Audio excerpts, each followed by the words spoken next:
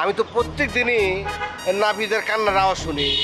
নাফিজা হাতে পায়ে ধরে কয় আমাকে আর মেরো না, তোমার পা দূরে দূরে কয় আমাকে তালাক দাও, আমাকে তালাক দিয়ে বাড়িতে বাদ দাও, তুমি দাও।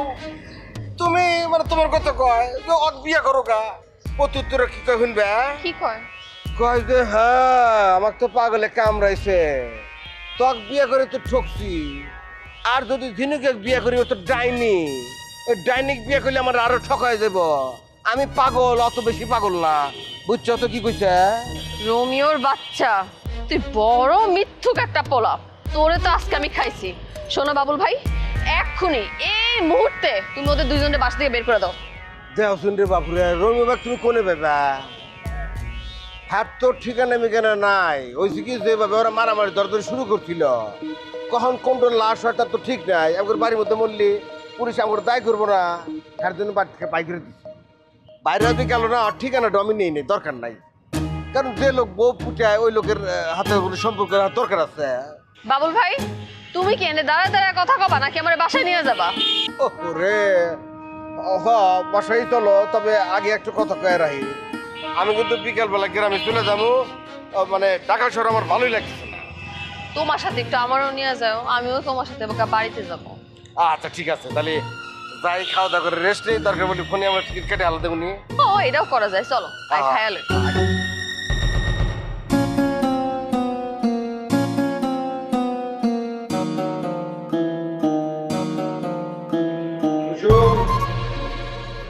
একটা বিষয় বুঝলাম না, আমাগো বাড়ির লোকজন নীরবের বাসায় দাওয়াত পাইছে, সেই দাওয়াতের মধ্যে আমার নাম নাই, আমি দাওয়াত পাই নাই, বিষয় কি? আপনারই আগে দাওয়াত করতে চাইছি, আপনি তো আসলেন না, তাই আত্মীয় স্বজন পরে দাওয়াতই পাইছে, আপনারে পরে দাওয়াত করছে। রোমিও আমার একই কথা কইছে, তোমার সাথে রোমিওর কথা মিলে গেছে। ওরা আসতেছে, নীরবের বাসায় যাইব, তুমি যাইবা না? আমাদের বাসা থেকে একজন গেলেই চলবো, আপনি গিয়ে আমাদের বাসার প্রতিনিধিত্ব করেন। আমি গেলে তো অগো মন ভরবো না, নীরবের মন ভরবো না। রোমিও আর নাফিদের দাওয়াত দেওয়ার উদ্দেশ্য হচ্ছে যাতে তুমি যাও, বুঝতে পারতেছো না? তুমি গেলে নীরবের মনটা ভরবো, সে শান্তি পাইব। আপনি একটু বেশি বুঝতেছেন। আমি তো আপনারে বললাম নীরব 5টা নাটক করব, আর এই নাটকের মিটিং করার জন্যই রোমিও ভাইরে নীরব ডাকছে। এইখানে আরেকটা নাটক আছে, রোমিওর যদি নাটক বানাইতে দেয় তাহলে তুমি খুশি হইবা।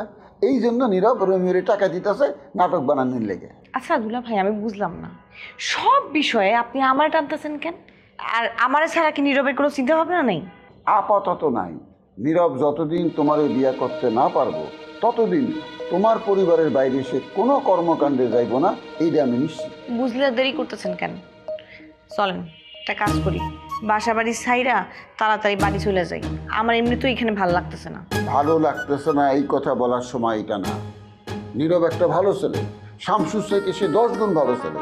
সুতরাং নীরবের সাথে তোমার এই সম্পর্ক রাখতে হবে। এর সাথে সম্পর্ক নষ্ট করে গ্রামে যাওয়া চলবে না, তার সাথে সম্পর্ক নষ্ট করার কোনো সুযোগ নাই। এবং যদি তুমি সম্পর্ক নষ্ট করো জীবনে বিরাট ভুল করবা। শামসুর চেয়ে অনেক ভালো একটা ছেলে, তার সাথে কেন সম্পর্ক নষ্ট করবা তুমি?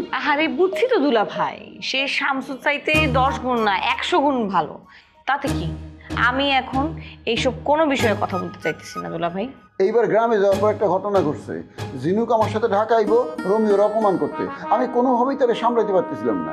ইস, আমি বুঝলাম না, ঝিনু কি পাগল হয়ে গেছে? একজন তার বান্ধবীরে বিয়ে করছে, এই বিষয়টা সে মানতেই পারতেছে না। এই দুলা ভাই, আপনি ওর ইচ্ছা মতো কথা শোনাই দিতেন। আরে আমি অনেক কথা শুনেছি, তারা বেইমান কইছি, বাটপার কইছি। হ্যাঁ, আমারে দুনিয়ার কথা কইছে, আমারে কইছে আমি নাকি 1 নম্বর বাটপার। আমি হারে শুনাই দিছি।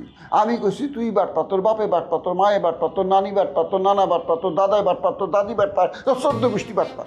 না না, এত হার্ড লাইনে আবার যাওয়াটা ঠিক হয় নাই। আপনি একটু সফটলি তারে হ্যান্ডেল করতেন। আমি ঝিনুককে বোঝানোর চেষ্টা করছিলাম যুক্তি দিয়ে, ভদ্রভাবে। সে কোনোভাবেই বুঝতেছিল না। পরে ঝাড়ি মারি দিয়ে রাগ করে উঠে আইছি। আমার তাই মনে হয়, ঝিনুক যে কোনো সময় একাই ঢাকা চলে আসতে পারে। হ্যাঁ,